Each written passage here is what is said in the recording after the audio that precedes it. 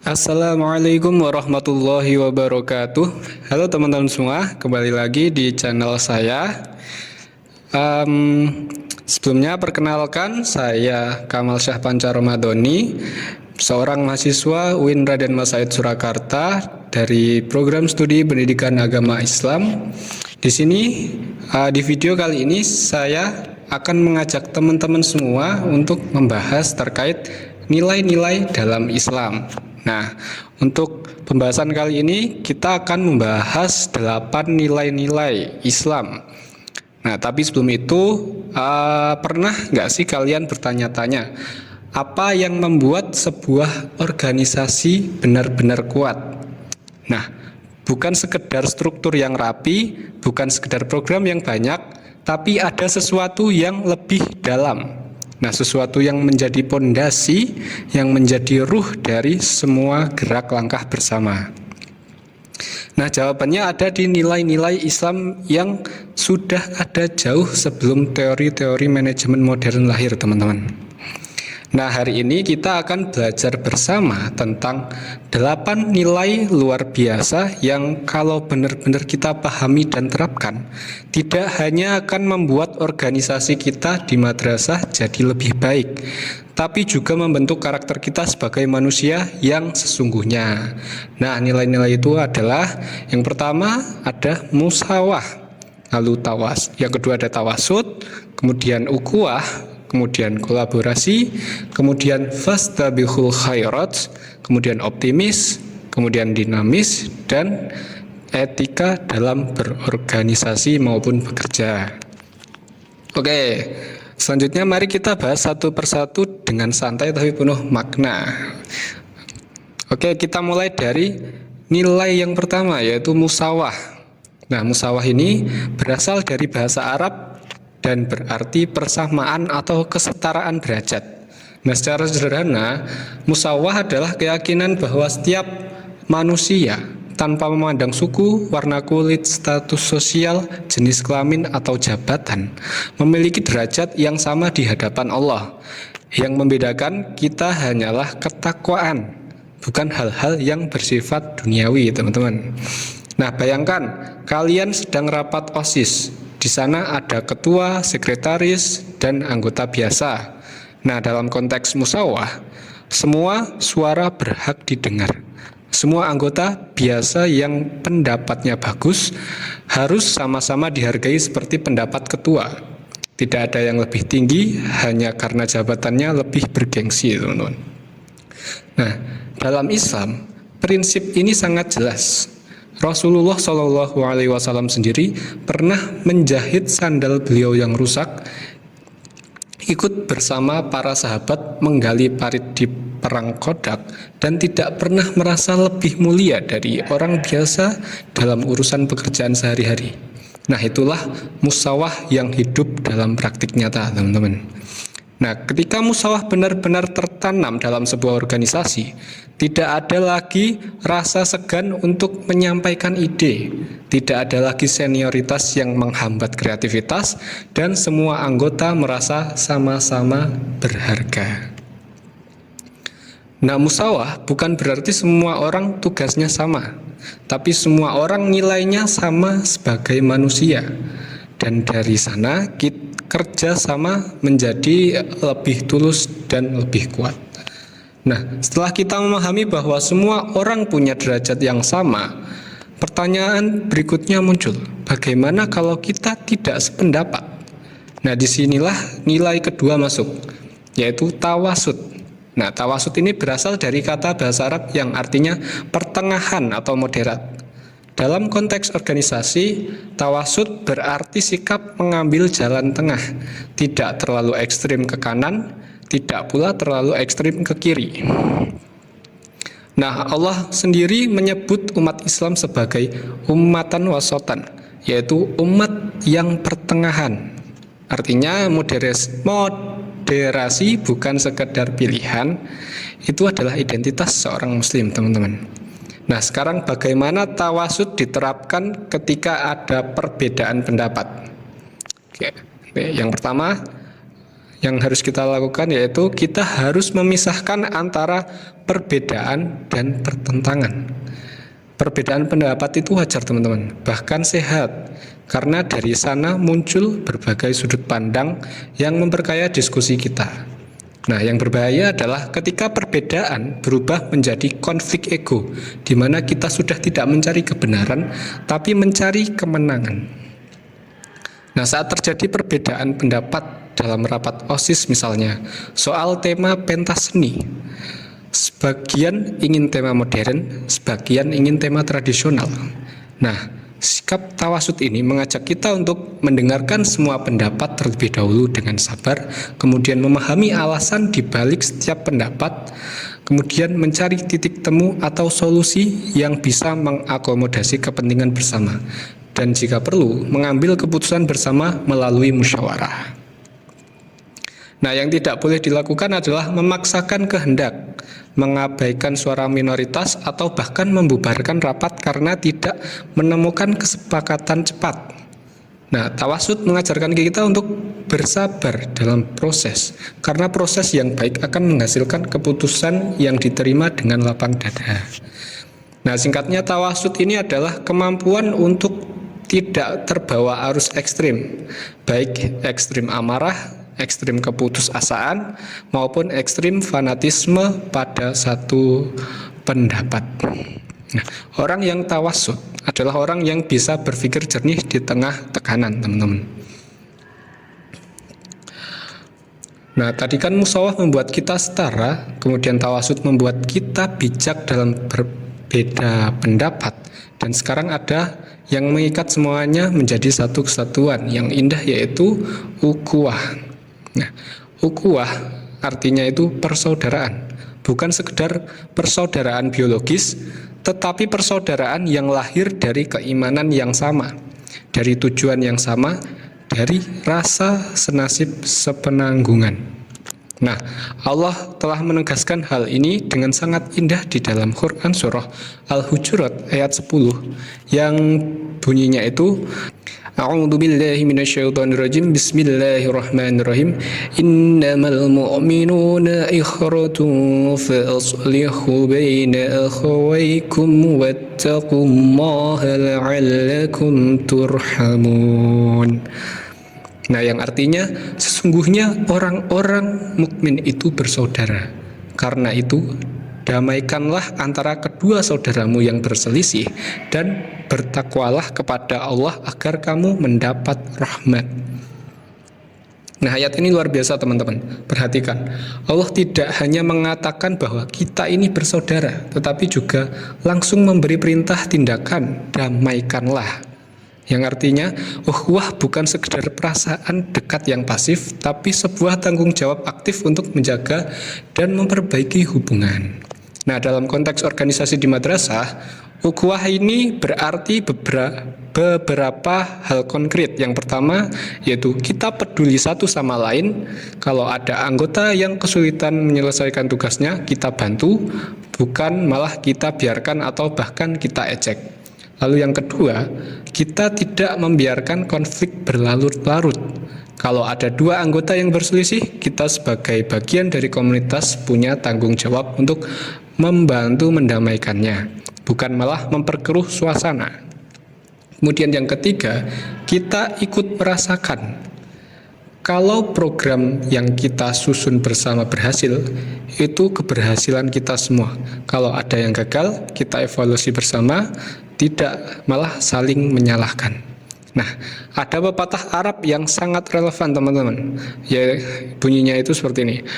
Al-mu'minu lil mu'minina kal bunya'i yashuddu ba'duhu ba'dun. Nah, yang artinya itu orang mukmin dengan mukmin lainnya bagaikan satu bangunan. Yang satu menguatkan yang lain. Itulah gambaran sempurna dari ukhuwah dalam organisasi, teman-teman. Nah, tanpa ukhuwah, sebuah organisasi hanyalah kumpulan individu yang kebetulan berada di tempat yang sama. Dengan ukhuwah, organisasi itu hidup, bergerak, dan saling menopang. Nah, kalau ukhuwah adalah ikatan hatinya, maka masuk ke nilai yang selanjutnya yaitu kolaboratif. Nah, maka kolaboratif ini adalah wujud gerakannya. Nah, kolaboratif ini berarti bekerja bersama secara aktif untuk mencapai tujuan yang sama, di mana kita setiap orang menyumbangkan kemampuan terbaiknya, bukan bekerja sendiri-sendiri atau malah saling mengandalkan. Nah, contoh kolaboratif yang nyata di madrasah itu misalnya, bayangkan kalian sedang mempersiapkan acara perlombaan antar kelas dalam rangka Hari Pendidikan Nasional. Nah, disitulah kolaboratif benar-benar diuji, teman-teman. Nah, yang jago desain membuat banner dan dekorasi, yang jago berbicara di depan umum menjadi MC dan protokol, yang jago hitung-hitungan mengurus anggaran, yang punya relasi luas menghubungi sponsor atau narasumber, dan semua itu dikoordinasikan oleh ketua yang punya visi jelas dengan komunikasi yang terbuka dan jadwal yang disepakati bersama tentunya. Nah, tidak ada yang merasa pekerjaannya lebih penting dari yang lain. Nah, setiap kontribusi sekecil apapun adalah bagian dari mozaik besar yang membuat acara itu berhasil. Nah, tapi kolaboratif tanpa semangat yang benar bisa menjadi sekedar rutinitas yang membosankan. Nah, disinilah nilai selanjutnya masuk, yaitu fastabihul khairat. Nah, frasa ini berasal dari Al-Quran, surah Al-Baqarah ayat 148 yang berbunyi, A'udzu billahi minasyaitonir rajim, bismillahirrahmanirrahim, walikulli wijhatun huwa muwalliha fastabiqul khairat. Yang artinya, dan setiap umat mempunyai kiblat yang dia menghadap ke arahnya, maka berlomba-lombalah kamu dalam berbuat kebaikan.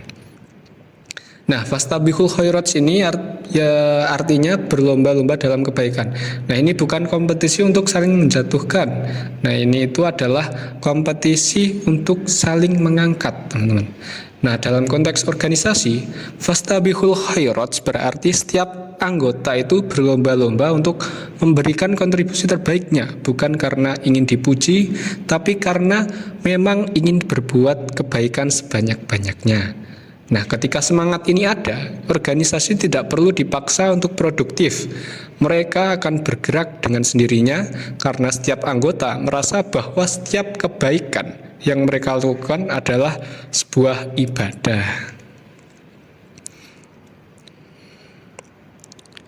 Nah, coba kita gabungkan kolaboratif dan fastabihul khairat, teman-teman. Dan kita pasti akan punya tim yang tidak hanya bekerja sama, tapi bekerja sama dengan gairah, dengan tujuan, dan dengan keikhlasan. Nah, sekarang bayangkan situasi ini. Misal kalian sudah berkolaborasi, sudah berlomba dalam kebaikan, tapi tiba-tiba program yang sudah direncanakan itu direncanakan selama berbulan-bulan itu tidak berjalan mulus. Nah, peserta yang hadir sedikit, kemudian ada alat yang rusak atau bahkan hujan deras di hari pelaksanaan. Nah, apa yang terjadi, teman-teman? Nah, disinilah dua nilai berikutnya diuji, yaitu nilai optimis dan juga nilai dinamis. Nah, optimis dalam Islam bukan sekedar berpikir positif versi modern. Optimis adalah keyakinan mendalam bahwa Allah tidak akan menyia-nyiakan usaha yang kita lakukan dengan sungguh-sungguh. Nah, Rasulullah Shallallahu Alaihi Wasallam bersabda bahwa Allah tidak menyukai sikap putus asa dari rahmat-Nya. Maka seorang muslim yang optimis adalah orang yang bahkan saat gagal pun tetap percaya bahwa ada hikmah di baliknya dan masih ada kesempatan untuk bangkit. Nah, dalam organisasi madrasah, contoh nyata optimis misalnya ketika acara perlombaan yang kalian siapkan tidak dihadiri banyak peserta, kalian tidak langsung menyerah atau menyalahkan keadaan. Sebaliknya, kalian berkata, oke, mungkin promosi kita kurang maksimal. Kita evaluasi dan kita jadikan pembelajaran untuk tahun depan yang lebih baik. Itulah yang dinamakan optimis yang produktif. Nah, tapi optimis saja tidak cukup tanpa dinamis. Nah, dinamis ini berarti selalu bergerak, selalu berkembang, tidak terpaku pada cara-cara lama yang sudah tidak relevan. Nah, organisasi yang dinamis mampu membaca perubahan zaman dan beradaptasi dengan cepat tanpa kehilangan nilai-nilai dasarnya. Contohnya, OSIS yang dulu hanya menggunakan pengumuman tertulis di mading, kini dengan semangat dinamis mulai menggunakan media sosial untuk menyebarkan informasi, membuat konten kreatif, dan menjangkau lebih banyak teman. Nah, optimis membuat kita tidak menyerah, teman-teman. Dinamis membuat kita terus relevan, kemudian keduanya harus hadir bersama. Karena optimisme tanpa perubahan hanya akan menjadi harapan kosong, sedangkan dinamisme tanpa optimisme akan mudah lelah di tengah jalan. Nah, nilai-nilai yang sudah kita bahas tadi diantaranya yaitu ada musawah, tawasud, ukhuwah, kolaborasi, fastabiqul khairat, optimis, dan dinamis. Semuanya akan menghasilkan buah yang indah hanya jika dilengkapi dengan satu hal yang mendasar, yaitu ini dia nilai yang terakhir, yaitu etika. Nah, etika dalam berorganisasi dan bekerja adalah seperangkat norma dan perilaku yang mengatur bagaimana kita bersikap, bercakap, dan bertindak dalam lingkup organisasi maupun pekerjaan, berdasarkan nilai-nilai Islam yang luhur. Nah, secara definisi, etika berorganisasi adalah cara kita memperlakukan sesama anggota, menjalankan amanah, berkomunikasi, dan mengambil keputusan dengan penuh integritas dan rasa tanggung jawab. Sedangkan etika bekerja mencakup kedisiplinan, kejujuran, profesionalisme, dan keikhlasan dalam menjalankan tugas.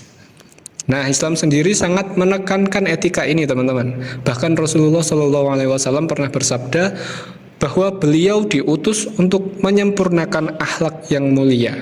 Yang artinya inti dari ajaran Islam adalah soal bagaimana kita bersikap terhadap sesama, teman-teman. Nah, ada beberapa prinsip etika dalam berorganisasi berbasis Islam yang perlu kita pegang teguh. Yang pertama itu amanah. Nah, dalam menjalankan setiap tanggung jawab dengan sungguh-sungguh, tidak meremehkan tugas sekecil apapun. Nah, kalau kita diberi amanah jadi bendahara, kita kelola keuangan dengan transparan dan jujur. Kalau kita diberi amanah jadi sekretaris, kita catat setiap rapat dengan teliti dan tepat waktu.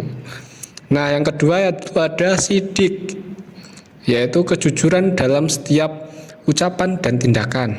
Nah, dalam organisasi, ini berarti tidak memanipulasi data laporan, tidak berbohong soal alasan tidak hadir rapat, dan menyampaikan kondisi apa adanya kepada pimpinan atau pemimpin. Kemudian yang ketiga ada ta'awun, yaitu sikap tolong-menolong yang menjadi jiwa dari setiap interaksi dalam organisasi. Bukan hanya membantu saat diminta, tapi peka dalam proaktif melihat siapa yang perlu dibantu. Kemudian yang keempat ada tawadu, yaitu kerendahan hati. Tidak sombong karena jabatan, tidak meremehkan orang lain karena merasa lebih berpengalaman, dan selalu terbuka untuk belajar dari siapapun. Dan yang kelima ada idhan, yaitu kesungguhan dan profesionalisme dalam bekerja. Nah, Allah menyukai orang yang jika bekerja mengerjakan dengan sebaik-baiknya. Nah, dalam hadis dikatakan, sesungguhnya Allah mencintai jika salah seorang dari kalian melakukan suatu pekerjaan, ia melakukannya dengan idhan atau sungguh-sungguh dan sempurna. Nah, itulah fondasi etika yang akan membuat semua nilai lain yang sudah kita pelajari menjadi hidup dalam keseharian kita, teman-teman. Sebagai puncak dari semua yang kita pelajari hari ini, mari kita rangkum dalam sebuah kode etik sederhana berbasis nilai Islam yang bisa kalian terapkan langsung di organisasi kalian, teman-teman. Nah, baik di OSIS, pramuka, ekskul, maupun kegiatan apapun di madrasah. Oke, berikut adalah kode etik Islam dalam berorganisasi.